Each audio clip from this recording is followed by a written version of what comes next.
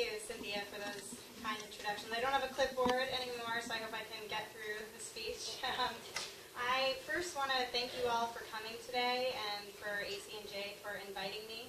In particular, Cynthia, who called me actually after an article about my piece was written in the Bergen Record. So I also want to thank Mary Ellen Schoonmaker, who wrote that article. And I say this particularly because I wrote Good Morning Children in order to contribute the voice of a teacher and her students and their families to the larger dialogue around early childhood education. And so I thank AC&J and the Bergen Record for helping me do that. And secondly, I just want to say, when I first heard that I'd be speaking for 30 minutes with no interaction, as a former pre-K teacher, I thought, wow, this would be the worst lesson in early childhood classroom ever. And then I thought, well, in the spirit of applying lessons that I learned from the classroom, I thought that I'd mix it up just a little bit and get a sense of who's in the audience. From being a pre-K teacher, I learned very quickly that it's very important to connect with your audience in a meaningful way. And so I'd just like to, with a show of hands first, how many of you feel strongly about, thank you. How many of you feel strongly about the need for high-quality early childhood education? Great, so we're all in the same place. Secondly, how many of you have ever taught in an early childhood classroom? All right, how many of you are administrators in an early childhood classroom? Okay. How many of you are staunch early childhood advocates? All right. How many of you are students currently hoping to pursue a career in early childhood? Great, did I forget anyone? Okay. A trainer. Oh, I'm so sorry. Trainer in early childhood. So important to my development. How could I forget? Well, let me say again, thank you then for all of the work that each of you do on a daily basis for the children of Newark and in some cases in other areas of New Jersey. I'm honored to be in your presence here today. And also, I'm just really thrilled to be back in Newark. I grew up in Long Island, New York, but I always say that my passion for early childhood education, my sense of calling in life was born right here in Newark in the South Ward where I taught. And so it feels really good to be back. Boston just can't compete with this. So what I would like to do today is give you a sense of my trajectory to becoming one of you, an early childhood advocate, and then to share with you a little bit about the lessons that I learned from the classroom in terms of how early childhood teachers can really seize that opportunity before kindergarten to maximize their time with young children, to give them the foundation of skills that they'll need to realize their potential in life. And then thirdly, sort of as a segue into our question and answer portion, I'd like to just pose some questions and make some remarks about the direction of early childhood advocacy more broadly. It's an exciting time for the field, and so I'd just love to share some thoughts that I have and then to hear from all of you and then to engage in a little bit more interaction. So I don't know if we'll be singing, but it'll be all right. And so, like I said, so I didn't always believe that early childhood education was, this essential to education reform, particularly in urban areas. And when I first heard that I was going to be teaching pre-K as a corps member, I wasn't sure what to make of it because I didn't know a lot about the field. And then my program director from Teach for America, he's a trainer, so he supported me in the classroom.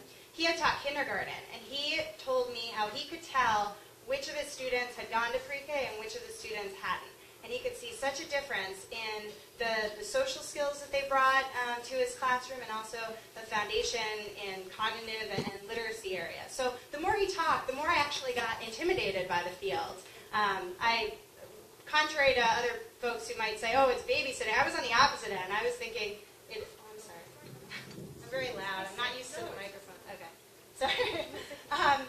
Contrary to the school of thought among some that is babysitting, I sort of saw it on the other end, thinking, oh my gosh, it's so important and it's so intimidating because I have this responsibility of introducing my students to school, and that can affect them in so many ways.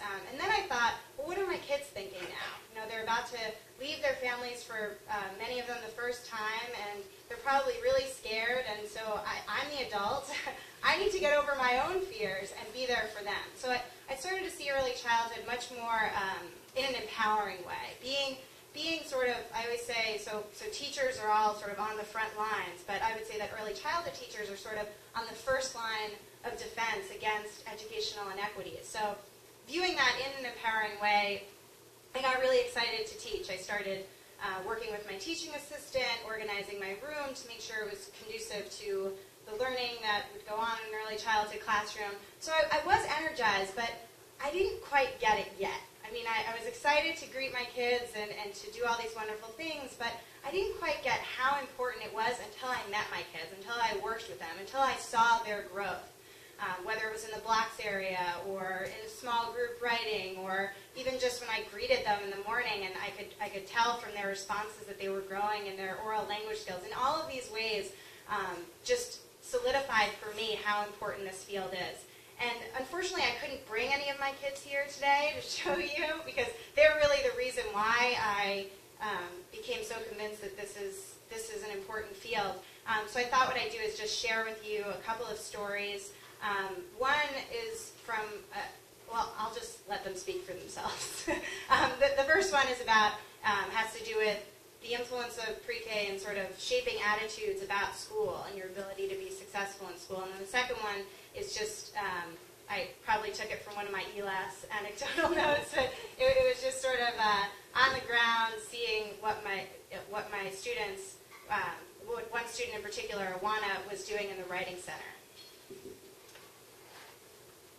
So the first student's name is Abdul. And this was the first year in the classroom. I experienced difficulty connecting with Abdul throughout the first part of the year.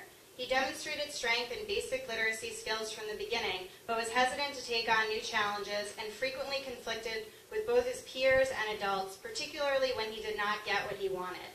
His negative responses ranged from temper tantrums to silent refusal to follow directions. One day in December, he expressed anger over the book we chose through a class vote by turning his body away from the group. I vacillated between engaging him directly and perhaps delivering a consequence, or ignoring his behavior to let him know that his response would not divert our attention from the story.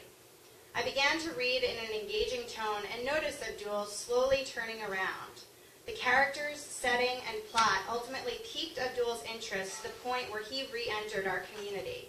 His transformation was a testament to the positive influence teachers can have on young children by introducing the captivating world of literature and the dynamic interplay between social and academic growth. The inviting nature of the book helped Abdul begin to tackle his difficulties adjusting to school by demonstrating the joy he could experience if he focused and listened attentively with the rest of the class.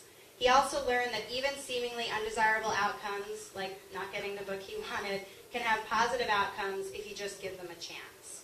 So like I said, that was an example of where I saw, him sort of turning around was for me realizing how pre-K can really shape those attitudes. And for me, it was a turning point to figuring out different ways of working with different kids. Some kids responded to that. Other kids, I'd have to engage them more directly. And so that also speaks to the importance of individualized attention and instruction in early childhood.